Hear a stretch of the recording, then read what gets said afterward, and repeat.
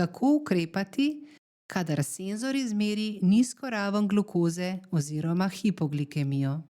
Kadar senzor prikaže nizko raven glukoze, to je pod 3,9 milimola, morate nujno izmeriti njeno raven tudi z merilnikom.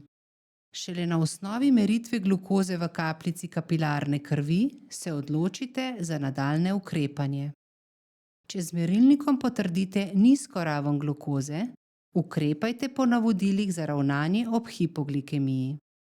Uporabite pravilo 15-15, ki pravi, da zaužijte 15 gramov sladkorja, čez 15 minut ponovite meritev z merilnikom in postopek po potrebi ponovite. Če z merilnikom ne potrdite hipoglikemije, ne ukrepajte oziroma ne izvajajte postopkov za primer hipoglikemije. V takšnem primeru morate nujno preveriti stanje senzorja. Je dobro vstavljen v podkožje? Ste ga morda poležali in se je elektroda v podkožju upognila? Ste v zadnjih nekaj urah popili dovolj tekočine oziroma ste dovolj hidrirani? Dehidracija je pogost vzrok za lažno nižje izmerjene vrednosti glukoze s senzorjem. Kaj storite v primeru, ko čutite znake hipoglikemije, kot so slabo počutje, znojenje, tresenje, razbijanje srca, nemir?